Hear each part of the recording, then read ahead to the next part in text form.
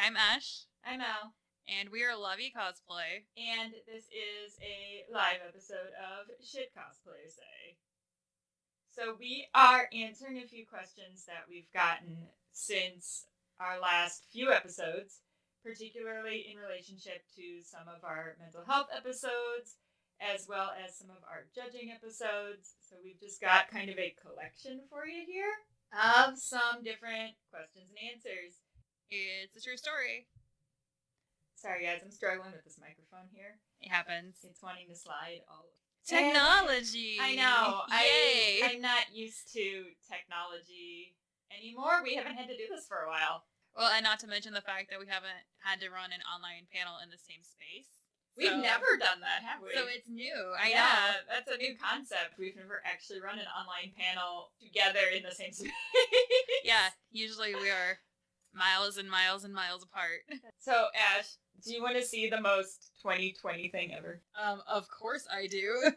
I feel like, and I know it's 2021 now, but anything that, like, applies to this area I feel like it just falls in the more 2022 genre, or 2020 genre. This microphone, guys, is just not cooperating with me at all. So this is what recording's like. Yep. I mean, we do say that every time we use this thing, something goes wrong. We were just expecting it to be something technological. Yeah, apparently it's going to be Elle's microphone hardware. Instead. It's not even the mic, it's the stand. My stand is really angry about the fact that I changed its position after like a year and it doesn't like it. So I'm putting this under the most 2020 thing because as far as I'm concerned, we're still in 2020. Because it doesn't feel like this has changed. I feel like we're still in the land that is 2020. So you know you're in a pandemic when you buy a hand sanitizer cover that matches your next cosplay. So this is spiderweb themed hand sanitizer cover for Oogie Boogie. But the real question is, are you going to put glow-in-the-dark bugs on it? I mean, I could. I mean, there's no reason why I couldn't, like, use 6,000 a spider on top. I mean, that could work. It would be alright. We could do it that way. Yeah. But I just thought it was really funny. I was like, wow, never in my entire life did I think I would be trying to buy a hand sanitizer cover to match my cosplay. Can't hurt. No, it can't hurt, but I just thought it was, I now have a hand sanitizer cover that whenever she's done, she has to be done by, like, end of September. So we do have a show coming up. It's true. In person. Live together in person. Not on Twitch. I know. Like, what is that at this point? It's weird. I know, I don't really know what that is. Like, we have a show live, not on Twitch. Yes. But in person at an actual convention? It's true. So, we will be at Anime Fusion in Plymouth, Minnesota, which is in the greater Minneapolis area, on October 22nd through the 24th is when that con is. So, date and time to be announced, but we will keep you in the loop. So, come visit. We don't know exactly where the show is, but at this point we're pretty sure it's not on main stage, and it will be first come, first serve to get in. So, keep that in mind when you're planning for Anime Fusion. We don't know how many spaces we got. Right. And Fusion's being really good about their COVID mitigations, so I would expect to see reduced room capacity. Yeah, that's highly probable that they will be taking some precautions. Fusion is also requiring masks and vaccinations, so keep that in mind if you want to come join us at Anime Fusion. But you still have time to get vaccinated. That's true, because not till October, and J&J only takes one. I'm going to have my third one before Fusion happens. What a world we live in. What a world. Right? Speaking of the world we live in, thank you all. We just hit 7,000 downloads Woo-hoo! This week. That is exciting. I know it doesn't seem like a lot in comparison to some of the really big podcasts out there, but considering we post every other week in a pandemic, in a niche topic that actually stopped happening for a year and took 3 months off, I think we're doing pretty good. I would say I am fairly comfortable with that number. Yeah. It's good. Yeah, it's pretty good. Yeah. Yeah. Sometimes I wonder what we could do if we applied ourselves, but that's a 2022 problem. or Or 2023, because Or apparently 2020. because apparently we're still in 2020 according to Elle. Seriously, it feels like we're back in like March of 2020 in the United States. Trauma. Anyway. Trauma. Yes, it feels like that. Speaking of outside of the United States, though, we may have found out how Canada found us. That's exciting. I got an email from Cosplay Paper, and this is what Brian had to say. I may be the origin of your Canadian listeners. You mentioned being surprised you had listeners in Canada. Then I remembered sharing your podcast in a small chat room on Amino that was comprised primarily of Canadian cosplayers. This was early during the pandemic when you had just started. I can't confirm this is the origin since the chat room has dried up since the pandemic, but it would surprise me since you have created what I believe is the best cosplay podcast. Oh, thanks, Brian. Aww.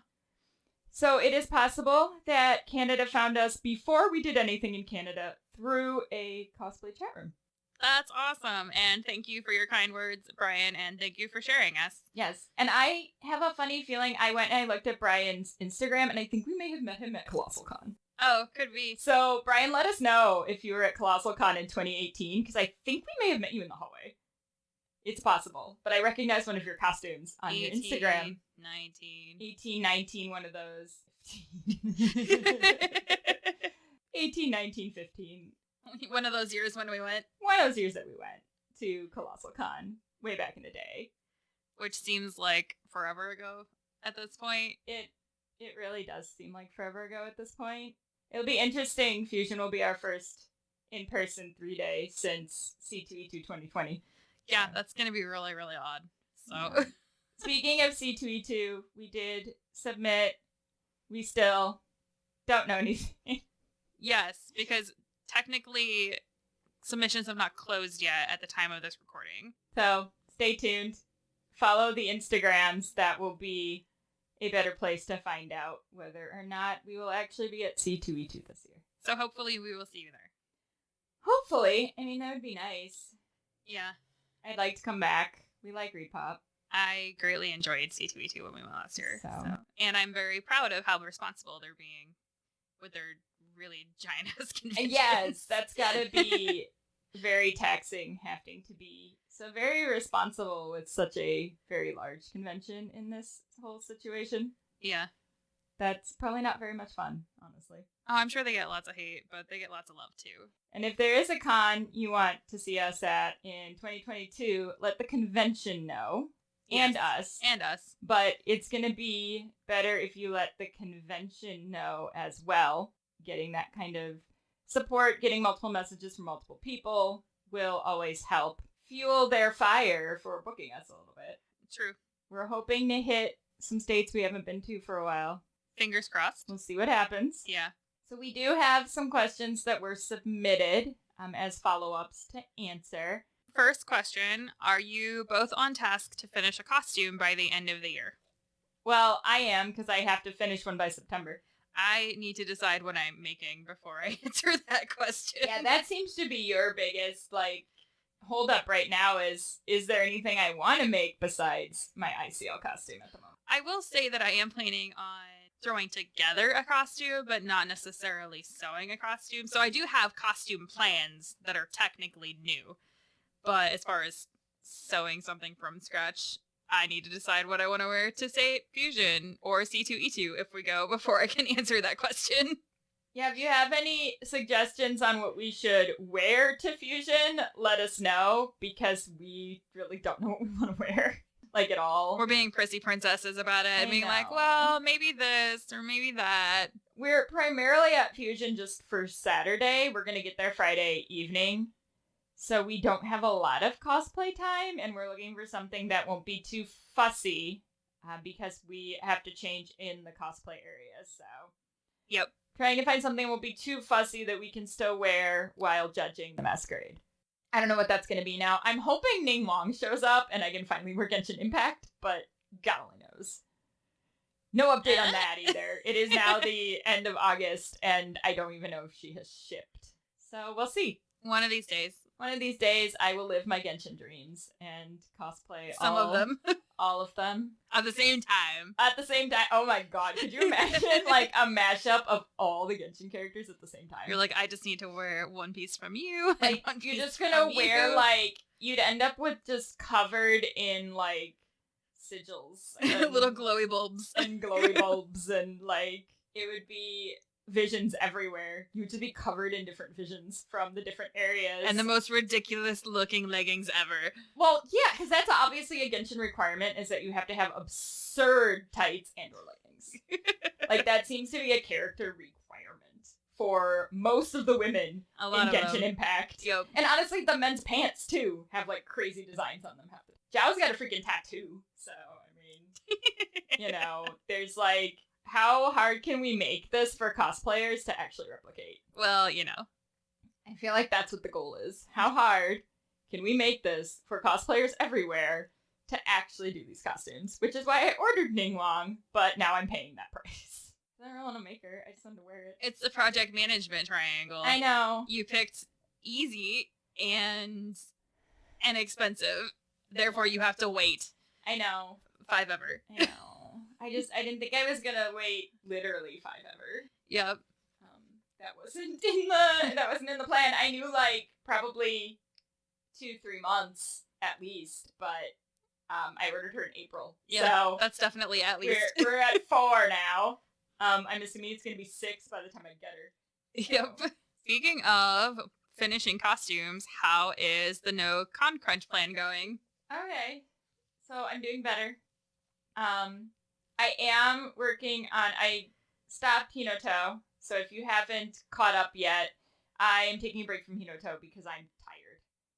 I'm tired of doing the same thing over and over. It's and okay, over. you can say bored. I'm bored. I'm very bored with Hinoto right now. So I moved on to Oogie Boogie because I have 1, possibly 2 photo shoots coming up for Oogie Boogie, and we might want to bring her to C2. We might want to bring her to Fusion, so, you know, I need to get her done. So I've been pretty good on the weekend, putting in a couple hours here and there on trying to get her done. Like, I'm sure if I just hunkered down, she'd probably be done at this point, but I get bored fast because ADHD, and once it's not feeding my dopamine need anymore, I walk away from it. Or I take a moment to go do something else real quick, and then 3 hours later, I remember that I was doing some other thing. It takes more than just a moment. Yeah, that's what always happens. Like, so for those of you that don't have ADHD, this is what happens. You are working on something, and then you're like, oh,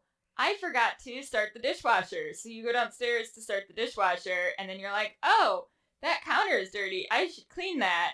And then you, like, get a message on your phone. Oh, look at this thing on my phone. And then you're stuck on Facebook for an hour. And then you're sitting down and watching TV. And then you realize that you were supposed to finish thing 1 when you're now, like, 3 hours past that first thing. Yeah. And our Con Crunch episode actually airs tomorrow, Sunday, August 29th. And we talk a little bit about procrastination and the ADHD brain, because it's not really procrastination at all. But I have a feeling I will end up doing a whole episode just on that in the future, because it's a very different experience. Like, I'm not actually procrastinating. My brain is just not letting me do the thing. Right. Like, my brain wants dopamine, and if it's not giving me dopamine right now, I'm going to go do something else that gives me dopamine, and certain things like scrolling on Facebook or social media or watching TV give you dopamine much faster than, like, a long-term project. Right. So, instant gratification versus, like, long-term gratification, and ADHD has a really hard time with that long-term gratification element. Mm. But despite that, I mean, Oogie Boogie's moving along. The skirt portion, which is the hardest part of her costume, is almost done. I spent a lot of time dyeing this fabric. So there's been a lot of, like, repeat tea dyeing and coffee dyeing, and you can see some of it behind me. I was gonna say this fabric. This is her cape fabric, so it's a gauze that will get shredded at some point. I am sealing my edges with Flex Bond, because that has worked the best so far. You don't see it at all, but it's gonna keep my unraveling from unraveling further. Right. So, and it also actually makes it stand up a little bit, which was nice because I get a nice 3D element from it. Yeah, that was like a happy accident. I like that. I kind of figured it would do it because it has that like moldable property to it. So I was like, I wonder if I do this and then flip it, if it'll like hold that crease, and it does. Nice. So that'll give me a little bit of a 3D element because right now her cutouts are basically pockets underneath the slice of the top fabric. Well, and then I feel like you could also, if it starts to like come out a little bit, you could probably like reheat it a little bit and, and scrunch it like people do with their hair. Oh, yeah. I mean, it'll to bring texture, visual texture back to it. Not real difficult to get it. It's just more making sure that the black underskirt and the top skirt line up now. Yeah. It's the challenge, but still making sure that what has to be actually finished so it doesn't come apart is still finished, so I'm still managing that process. Yeah. It may not be sewn like quote unquote traditional or more correct by the book way, but everything's still going to be finished. It's just the way that my brain can process how I want this to fit together. That's where I'm at with her. So well, and our plan for after this is while we're eating lunch, we're going to start working on our PowerPoint presentations for our panels that we're running at Fusion a whole 7 weeks in advance. What? I know, right? So we aren't just doing the live show at Fusion. We also have 2 panels. We will be doing a live panel based on our episode Regina George, as well as a performance workshop. So if you've ever wanted to come and get performance advice from us in person, this is definitely going to be the con for you. Yes. Abby the Small Fry will be joining us for that one. We're very excited to have Abby. Yes. With us. She is going to help us with the TikTok. Because we don't know how to TikTok. we don't TikTok. And I was like, shoot, we need someone who actually knows how to TikTok to be in our performance panel, because that's such a huge part of cosplay performance now. And then I remembered, oh wait, Abby's our 3rd judge and she TikToks. So let's see if Abby wants to hang out with us, even though she's never hung out with us before. One of us. One of us. She'll tolerate us, hopefully. I guess if she hates us, she never has to work with us again. That's true. Hi, Hardly Plastic. We're also going to see Hardly Plastic at Fusion because they're also guesting at Fusion. It's a party at Fusion. Yes. We're also planning ahead for ICL, which we hope will be next September. It better be, or I'm going to lose it, honestly. I'm not going to be able to handle it if it's not. If it's not. I think I'm going to want to be done. More post-it notes. I'm just gonna go to the coordinator and be like, I can't do this for like a 3rd year. I can't. Sure you can. This is ridiculous. Sure you can. Well, hopefully Spain will let us in. That's my concern, is that Spain won't want anything to do with us because we suck at COVID. But we're vaccinated. We are vaccinated. I'll be triple, possibly quadruple vaccinated by then. Yeah, it just depends on how the timing goes. Oh, I guarantee you I have to get another one in 6 months after that 3rd one. So yeah, no, I'm sure I'll be quadruple vaccinated at that point. I work in healthcare, so that's highly probable. Yeah. Well, and our governor is more strict than your governors, yes. So I'm going to say that if you have to be quadruple vaccinated, I probably will be recommended to be. The company that I work at, luckily, is strict about COVID. So although I live in a state that doesn't think COVID exists, my company I work for luckily does believe in COVID, so that's good. I feel relatively safe at work, just nowhere else that I go in the state of Iowa currently.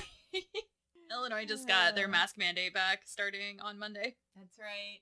Yep. Yeah, and a lot of businesses in Illinois are requiring vaccinations now. Yeah, my employer requires vaccinations, and everybody's losing their minds. It's not that big a deal. Nope. I don't know. We're not going to talk about this. Anyway, it just makes me upset.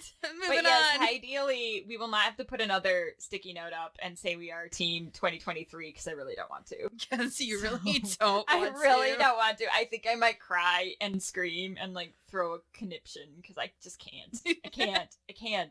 Because I will get bored again with our project, and we definitely don't have anything better than the new project we have decided on. Yes. So speaking of, what are we doing for our new project? We're not telling you yet. Nope. No, we're not telling you, but it is old school and glorious. It was actually our plan before Hello Little Girl. It was, but we weren't sure if we wanted to tackle it at that time. So. Yes. So now we've decided to. Yeah, we figured let's go all out and see if we can do this thing by next year. Of course, there is song, quote unquote, song and dance. Oh yeah, involved. It's a song and dance number. I mean, that was a given. I mean, obviously, it was gonna be a musical like thing. That's our fun. That's our these MO. days. These days, we enjoy them, but we get to do a lot of new crafting techniques for this, which will be a lot of fun. And so much overacting. I'm really excited about the overacting. Like a lot.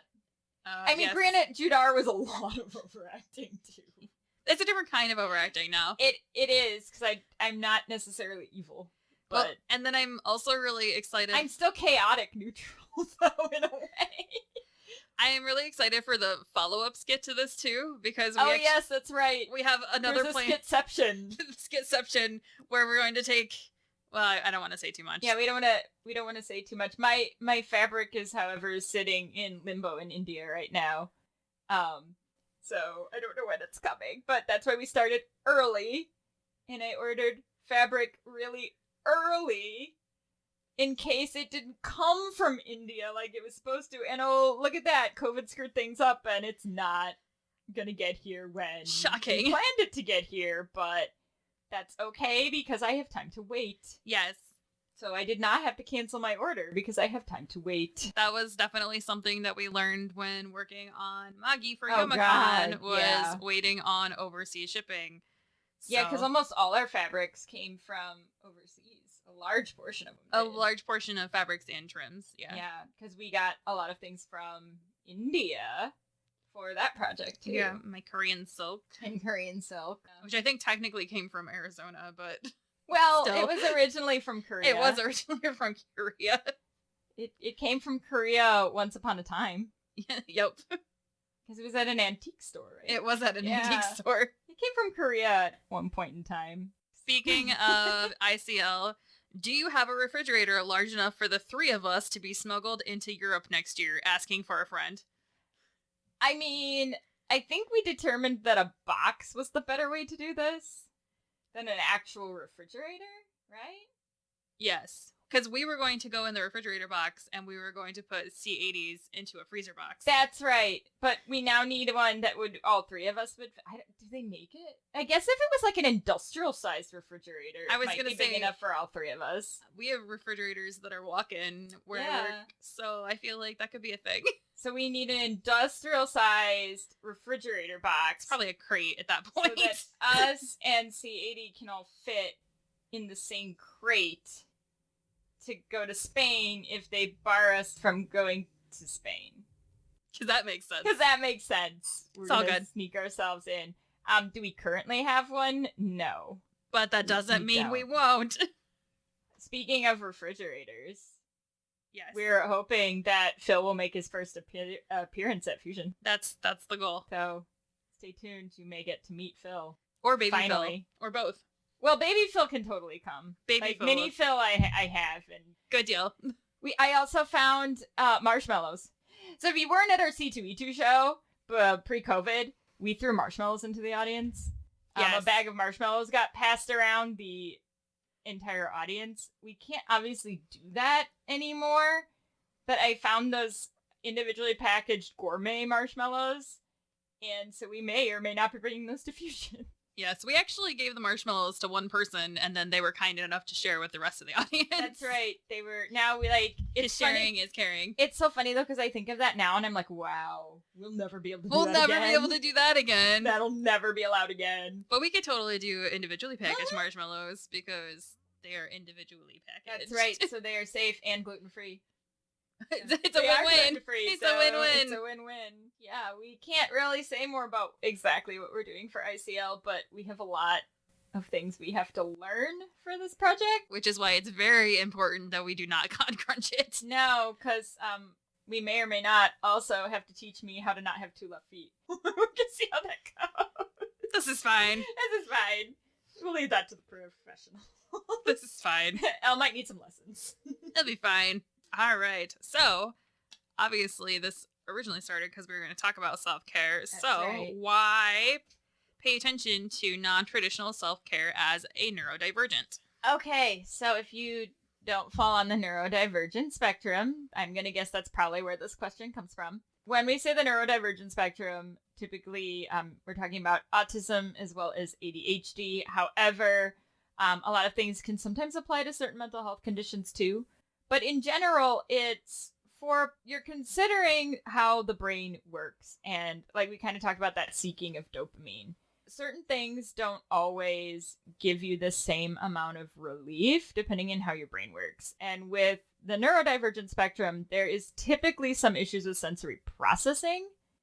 And so sometimes what you need to take into consideration is whether or not you can find a low stim environment to then provide yourself with some of that relaxation option. So some people can go to like a big yoga studio and do the thing with lots of noises and things happening and be completely fine. But if you got ADHD and you can hear the cycling class next door, you're not going to relax at all. You're just going to hear the cycling class next door. Being able to take the time and consideration to find a low stim environment is probably the biggest recommendation and the biggest difference that I've seen between someone who is neurodivergent and someone who is neurotypical in terms of getting that relaxation. And we'll probably do a whole episode on this at some point because there's a lot to it. But that is why I made that suggestion in the self-care episode, just to make it kind of aware that I am aware that a lot of the traditional methods of self-care don't tend to work for the neurodivergent population. Speaking of non-traditional ways of self-care and getting things done, I had shared this with Elle previously, but I want to share it with all of you. This is like the most Midwestern term I've heard for anything, and it's called Junebugging. I identified with this a lot. I know. For those of you that don't know, June bugs are these little like beetle type bugs, and they like to live on your screens. I hate them. They fly around in the summer and they live on your screen, on your windows, and you try to shake them off and they don't come off.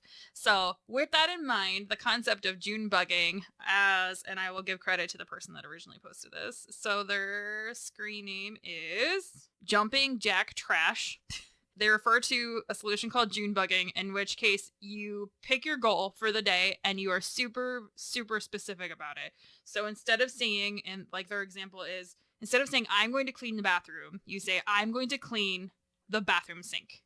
And you make that your one priority for the entire day. So anytime you get distracted and you go someplace else, the goal is, oh, I'm Junebugging, I need to go back to the bathroom sink. Well, maybe you don't get the whole bathroom done, which is fine because your goal isn't the whole bathroom, it's the sink. But maybe you clean the sink. Maybe you refill the soap. Maybe you change out your toothbrush. Maybe you do an inventory of your bathroom pantry items.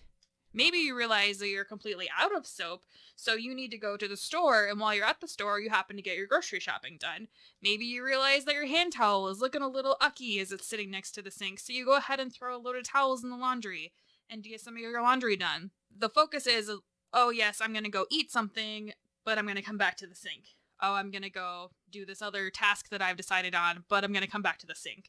So maybe by the end of the day, you don't just have a clean bathroom sink, but maybe you clean the floor, maybe you clean the shelf over here, focused your areas around the bathroom sink, and maybe the whole bathroom's not done, but you got your grocery shopping done, you got your laundry done, you got your floor swept, whatever it might happen to be, because you're just clinging to that one area, like the annoying little bug on the screen. It's basically the concept of anchoring. Yes. Where you pick, like, sometimes it's a word, sometimes it's a space, sometimes it's an item, and you use that to bring yourself back into the present and back on focus or on track. But what I really liked about this post as well was basically roundabout what they were saying is give yourself permission to not do things in the quote-unquote normal way. Like, it's okay if you don't clean the entire bathroom all at one time. And you instead, like, my bathroom project for today is going to be the sink. Well, it's okay if you only got, like, parts of different things done, but you're still getting things done. Or you weren't able to focus on the whole bathroom and get it all done at once, and that's okay. And so kind of the other concept in this was, being okay with the fact that you may be getting things done in a different way, but it's still happening. Right. Well, and it's like we had talked about previously when you were talking about doing the beats first. Mm-hmm. Any progress on a project is better than no project. Right. Or no progress on the project. So if the whole bathroom is too daunting, it's okay to say, I'm only going to clean the sink. Yeah. And even if you don't get the sink cleaned, if you're making progress somewhere else, it's still progress that you would not have made otherwise. The other useful part of anchoring, particularly in this kind of a situation where it is a very visual and physical item, is a lot of times when you go into a room, especially if you have ADHD and you see the whole room at once, it's just way too overwhelming. And all you see are the 500 different things that are a hot mess. And so you can't focus. So if your plan ahead of time is, I'm going to focus on just the sink, it makes it a lot less daunting because you have a visual and a physical object to lock in on, which allows you to not look at the whole room at once. And it may not make sense to everybody, but if you've experienced this before, it totally does. Like, my craft room is a disaster, but Oogie Boogie is my current focus. So I'll go right straight to the spot where my Oogie Boogie stuff is, and I'll start there. Because if I look at this entire room when I'm trying to get something done, all I'm going to see is 500 other things I have to get done, and then I won't get anything done. Our friends with anxiety also probably identify with this concept a little bit, where if you have too many tasks at once, it seems very overwhelming. So that concept of anchoring or Junebugging can be really useful. Mm-hmm. Because it also helps where, like, let's say you work on something for a little bit, but you need to go do something else. Like, it makes it easier to go back to the thing because you have a physical and visual object to anchor yourself. So let's say I'm supposed to clean the sink, but I need a break from that sink, and I'm going to use a timer to remind me when to go back. It's going to be easier for me to return to the sink than return to cleaning the whole bathroom. Mm-hmm. Because then I'm going to get back in the bathroom and I'm going to go, what the hell was I supposed to do? Like, this is the whole bathroom and I don't know where to start. Yeah, I like it. I identify with it. There are similar techniques that I use with clients as well to try to help them, like, figure out what to do first and how to get through these processes. And I'll have to do a whole goal setting and completing episode at some point because there's a whole lovely process that you can use. Because we're not going to make lists of our lists. Aww. Which you'll hear all about in the Concrunch episode. But I like lists of lists. I know you do, but we have to have, like, a list intervention because you have too many lists. This is fine. You have too many lists of your lists. Also, on the topic of self-care, you recently, well, since the self-care episode, you have changed jobs. I have. Which involves a new work schedule and a commute. Yes, it does. So how has your self-care routine changed? It's been much better in general. I think changing environments was probably the biggest part of my self-care because you often don't realize how much your work environment can affect your self-care and your ability to function. But I went back to a familiar work environment that's always been welcoming and supportive. And despite the fact that I have a 45-minute commute each way, I am surprisingly less anxious and far more relaxed than I was previously. So, obviously I don't like having a 45-minute commute. I do like only working 4 days a week. So I work 10s, which is nice because for me, I'm so burnt out by the end of the day, whether I'm working 8 hours or 10 hours, I can't. Right. Between the amount of, in this job, one of the reasons this job is better for me than my previous one is it has a lot less social demands, which I didn't realize was such a big problem for me until I went into an environment that had extensive social demands. So I was constantly having to work with a lot of different people, a lot of different situations, and did not realize how burnt out I was going to be by that. That's like the introvert part of me coming out, like having to handle that much social day in and day out after being online for so long due to the pandemic was a bit much. And in this new environment, I pretty much just handle myself. I mean, I interact with other people, but it's like on a one-to-one basis, not like constant interaction. Right. So I can take a break from people if I need to. A lot of times my clients like the same low stim type environments that I do, so I get like low stim times because a lot of times my clients need that. Overall, it's been working out better, but I do love my day off because I actually get way more done now in a week. Right. Because I wasn't getting anything done after work at my old job either, and I was getting home like 3 hours before. Right. But I wasn't getting anything done because I was too burned out.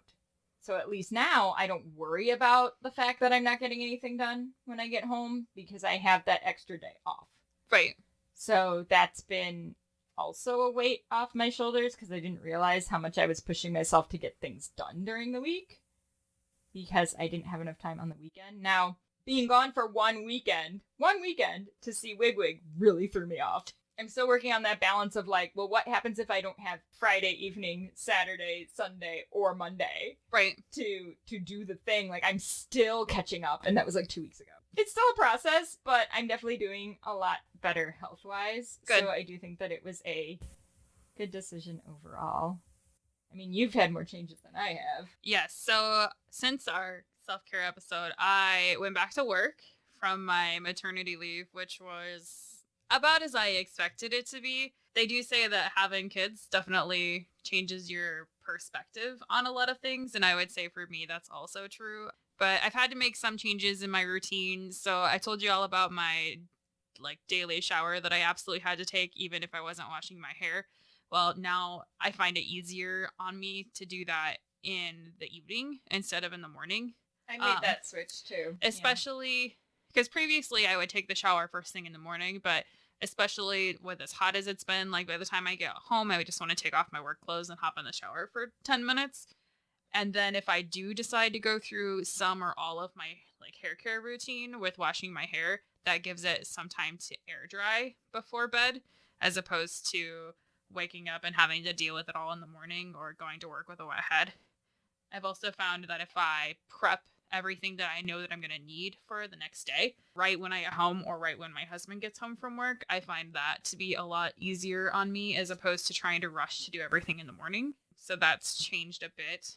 I'm still working on food prep and just meal prep in general and eating like healthier, because before I went back to work, I was cooking at least once a day, every day, and now I'm definitely not. So I would say that is also a challenge for me now that I can't come home and cook. It's been rough making sure I've made enough at the beginning, and usually I have to plan something that has like crock pot involved so that I can just leave it. So I need to get back into kind of just the habit. I need to start making a habit of that again and putting it back into my routine to do some food prep, even if it's just like grilled chicken breasts or throwing brats on the grill or anything really, so that I'm not forced to either skip food or eat the convenience foods that they sell at work. Yeah. So, those lovely convenience foods that we love to hate. My other change, which my coworkers hate, but too bad, is I have started exerting more boundaries at work. Yay! So, yes, it's good. So my problem has been that I like to be helpful. No. I know, right? So I like being helpful, and I like being a resource that people feel like they can go to and somebody that people feel like they can talk to, but it wasn't until I was removed from that situation. I mean, I kind of knew that I was being taken advantage of by the process in general. My employer is one of those places where once you get attached to something, unless you're really bad at it, you never lose it, even if you ask. I did luckily get removed from a couple things. Not removed, I shouldn't say removed.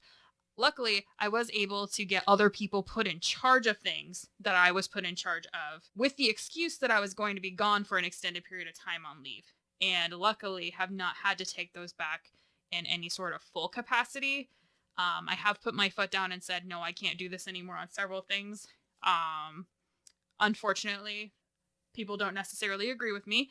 And so I'm still assigned to a lot of things that are not part of my actual job, but I am getting better at telling people no. And I'm getting better at telling people that they need to talk to somebody else first and that I will help them or refer them to a different person. Right. And sometimes I've just flat out said, no, I can't help you. I'm busy. Well, and people if they're used to being able to walk all over you or get anything that they need from you, they kind of view that as like an attack. So I've gotten some pushback for that, but overall, it's for my own sanity, and I'm doing the job that I'm getting paid for and trying not to do all of the extra, because there were like 3 full-time jobs worth of stuff, including a job that they finally posted, which I'm really excited about. So hopefully they'll have somebody hired into one of those extra positions soon.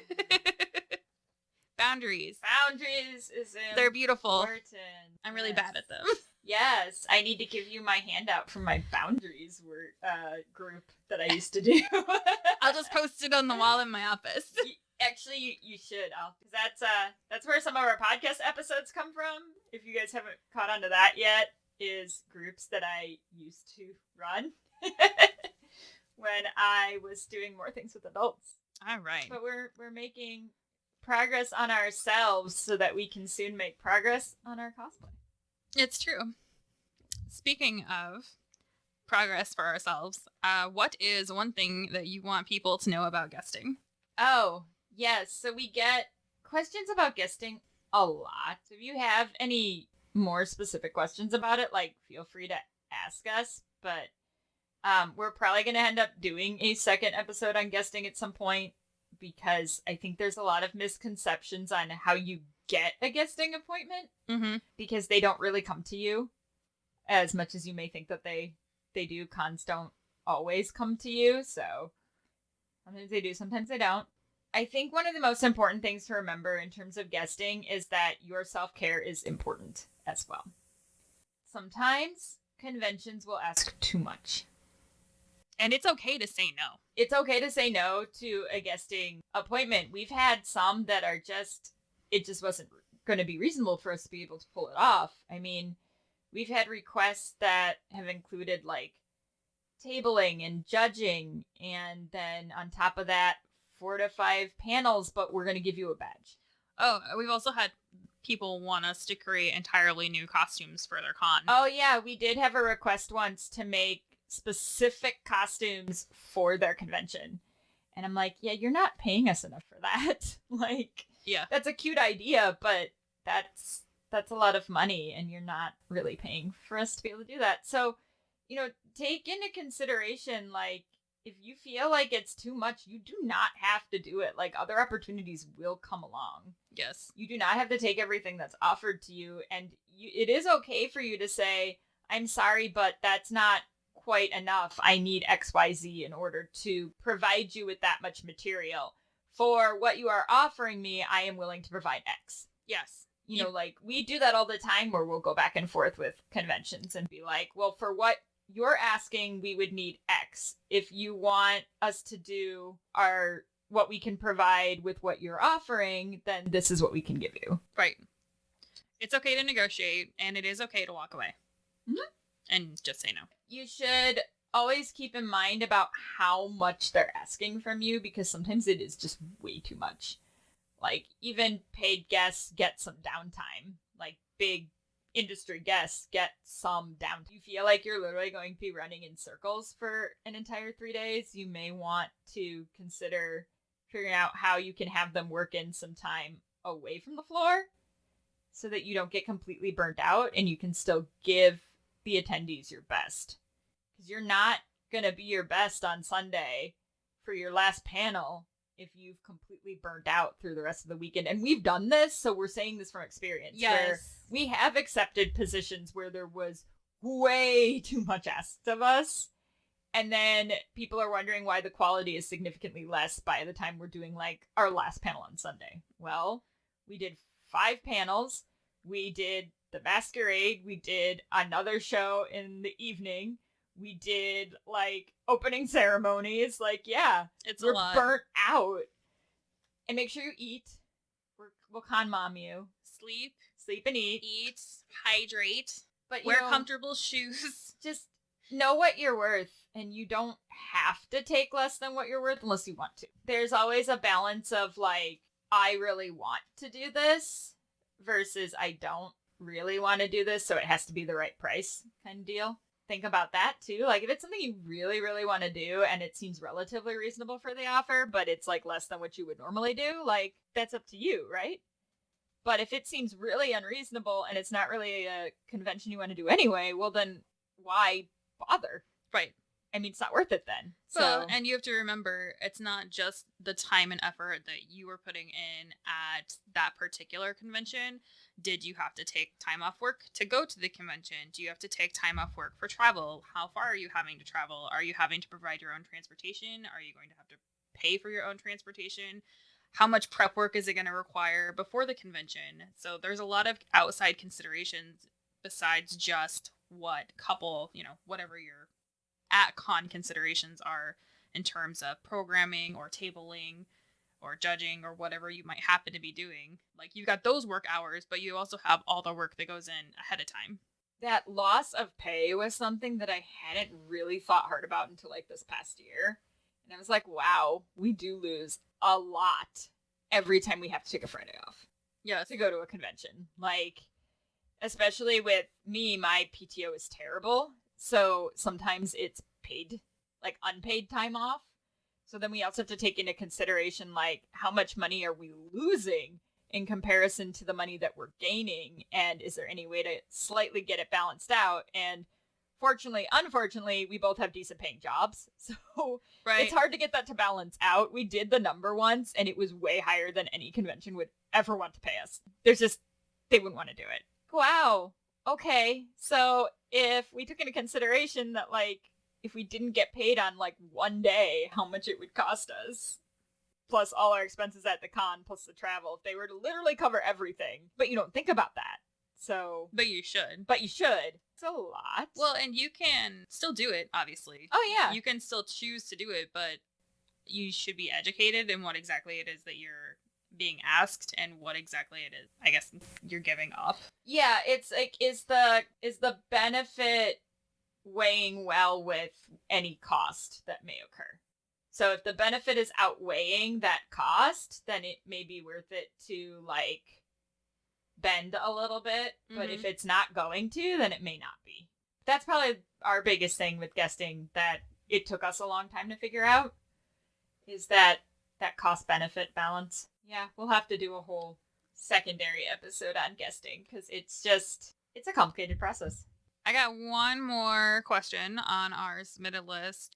Halloween is right around the corner. Do you have any cosplay plans for Halloween? No, because I don't know. Like, I'm guessing I won't have anywhere to go for Halloween again. So Pandemic. I mean, our closest to Halloween cosplay plans would be Fusion. Yes.